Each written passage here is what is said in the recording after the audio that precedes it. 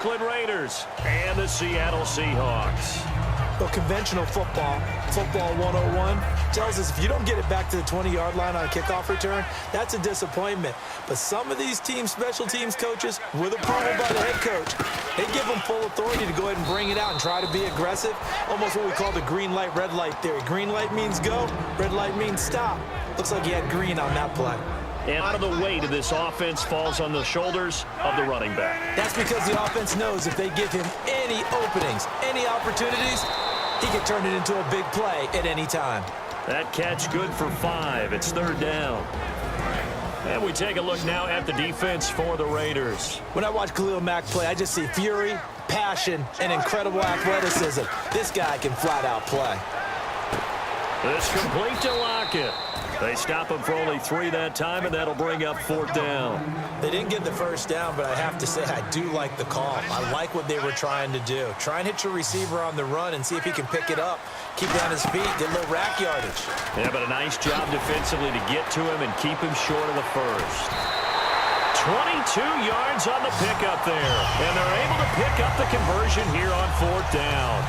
I don't know if I agree with that. I guess they don't care if I agree with that. But, boy, you have to be surprised by that, right? I definitely was surprised that they decided to go for it in this situation. But they must have either felt like they either had a great play call on or they're trying to show extreme confidence. Earlier, partner, when discussing Russell Wilson, you said you think he's best when Seattle is running back-centric. Is Thomas Rawls the centerpiece going forward there? I think so because of what he did 2 seasons ago. Before he got hurt, because he runs that offense the way they want it run.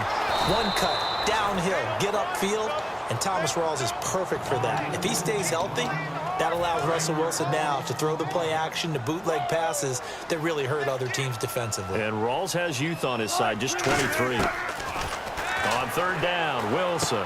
And left side here, it's Graham. And now the ball's out, fumble near midfield. And the Raiders pick it up. There he goes, right side. And he's into the end zone. It's a fumble return for 6 and a Raider touchdown.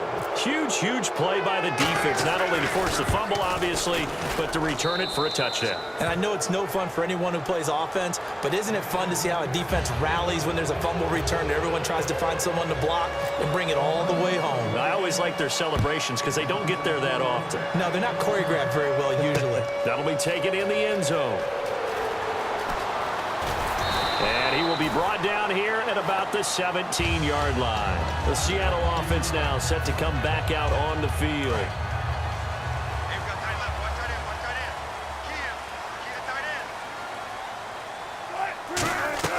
They'll throw on 1st down with Wilson.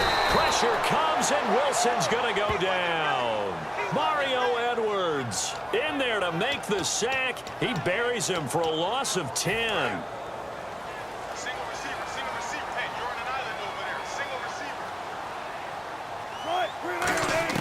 Now Wilson on 2nd down. Surveying the field. He's going to fire one deep, middle of the field. Tyler Lockett was the target there. And it's 3rd down. And the offense looking to pick up the 1st down after the 2nd down incompletion. 3rd and long. It's Wilson. And the grab made by Doug Baldwin. Baldwin coming off his first Pro Bowl appearance. He had career highs, Charles, in catches with 94, over 1,100 yards. That also a career high. Pretty good season for Doug Baldwin. And I think the place that he really started to take off was midway through 2015. The connection between he and his quarterback, Russell Wilson, where they were playing more from the pocket, bigger plays downfield, that just propelled him into 2016. That, and anything he perceives as a slight, he uses it to his advantage, and he just goes out and plays.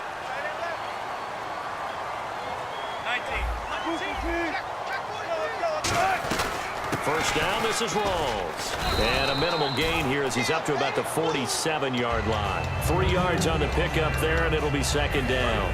Partner, we know today's NFL is really built around the guy throwing the football.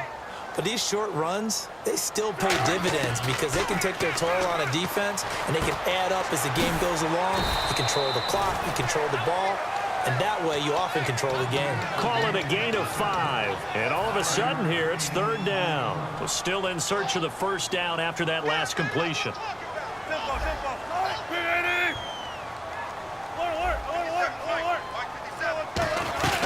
They run with a power back. Rawls. And he'll maybe get back to the line of scrimmage, but no more than that. Call it no gain there, and it leads to a 4th down. So nothing there, but maybe you blame that on the blocking. Yeah, at some point, you've got to win at the point of attack. And on that play, that was all the defense. They made it happen. Pete Carroll, no stranger to rolling the dice. He'll roll it again. 4th down, they're going for it. They're going on 4th down. It's Wilson. And he finds Jimmy Graham. And he's got the first before he's brought down at the 39-yard line. It'll be a gain of 9. And on 4th down, they're able to convert and move the sticks. And the offense lining up 1st and 10. Alongside my broadcast partner, Charles Davis, Brandon Gaudin hits the Seahawks with a football to begin quarter number 2. And they're on the move here. They've got it 1st and 10. Watch left, watch left. Tight end to the left, tight end left. They'll run it now out of the gun.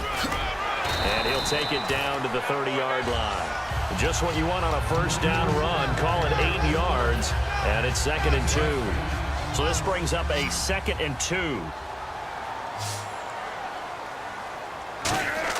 On 2nd down, Wilson. They'll lock it with a grab over the middle. And taking it to the 15-yard line before he's brought down. It's a pickup of 16 there, and it'll lead to a new set of downs. And this seemingly endless drive continues. They'll come out in the pistol. Wilson going to give to Rawls. And effective running here. He'll take it down inside the 10. 7 yards on the pickup there, and it'll leave him with a 2nd and 3. This drive is turning into an extended one, and the guy carrying the ball, he's becoming more like a body blows guy. Every carry is putting some damage on the defense. So after a while, I'm not too sure how many guys are going to want to run up and tackle him. Call it a gain of 3, but not enough to move the sticks. It'll be 3rd and about a foot or 2. Tough day, tough sledding right there, and it's been that way the entire game. Not a whole lot of room to ramble for him.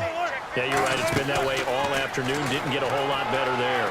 And he can't find a receiver, and he's brought down. And look who, the former Seahawk first-round pick, Bruce Irvin, with a big-time sack on 3rd down. And it'll be a loss of 7.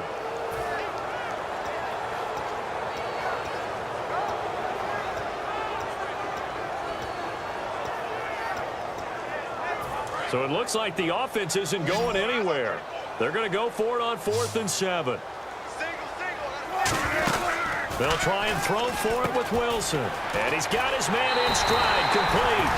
And he is in for the Seattle touchdown. Jermaine Kearse, an 11-yard touchdown. And the Seahawks just an extra point away from tying this thing up. It's good, and we're all tied at 7 apiece. So a tie ball game here as the kick's away. That's fielded in the end zone.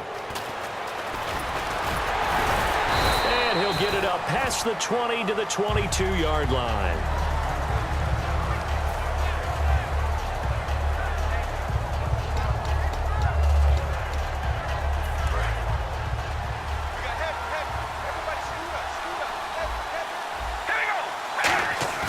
They go play action here on 1st down.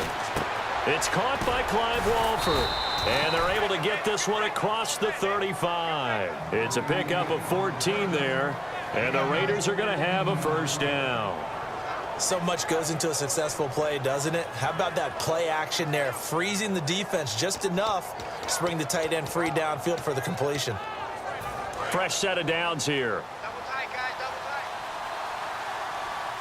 3 down. All right, here we go. They pitch it out to Murray. And unable to get downhill there as he'll take this up to about the 37. Murray had the 1,000-yard season in 2015, followed that up with 788 last year. Now also in the mix in Oakland, you had Washington, you had Richard. How do you see this backfield playing out going forward? I think you'll see a similar combination going forward. I think that's one of the reasons that he dropped from a 1,000-yard runner to 788 because they had other options. They're able to bring in Washington, Richard.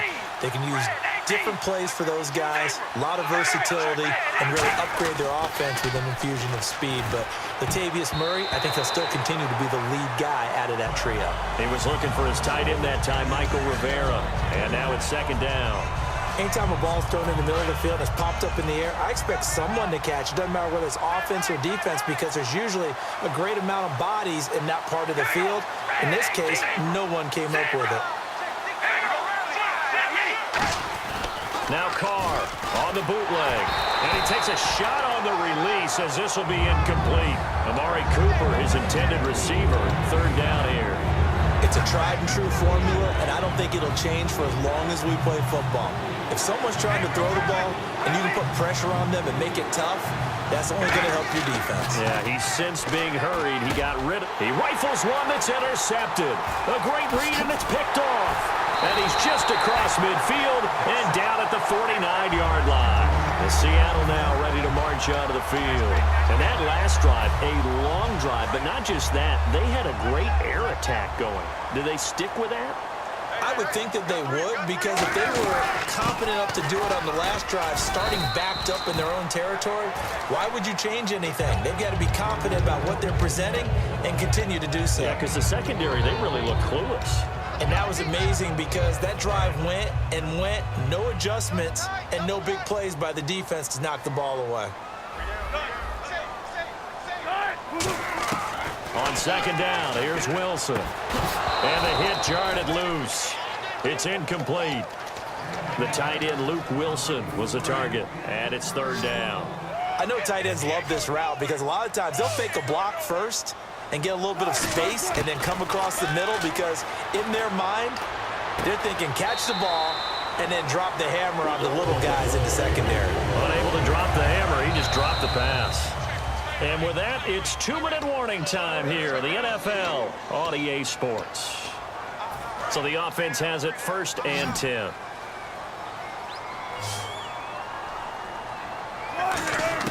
They'll throw on first down with Wilson. And left side here, it's Graham. And this time not quite to the 30. It'll be down at the 31-yard line. You know, Charles, for Graham, so much concern early in the season about whether he'd be ready to play this year, what would happen recovering from the tendon. Not only was he ready, he played every game this season for Seattle. And it wasn't just the injury concern with Jimmy Graham.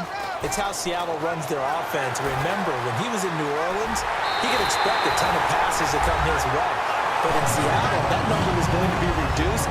Would he be able to maximize what they were going to throw in his direction? And he certainly did this year, 65 catches. 65 catches, just shy of 1,000 yards, 6 touchdowns, too. And he puts it through.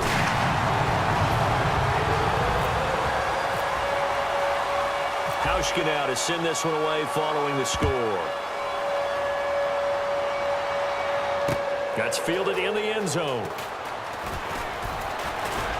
And the decision to come out is going to cost him 5 yards with a new rule as he's taken down right at the 20-yard line. And now Oakland ready to take the field. Looked like they had something going last drive. Then the interception happened. Will they recover?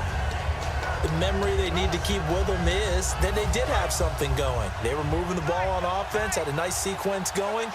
Don't worry about the other part. You can't get that back. Let's go back to what you were doing well before. I thought you were going to say they need to have no memory, but remember the good part, forget the bad. I like that even better. And the tip there altered the ball flight, and it falls incomplete. It'll be second down.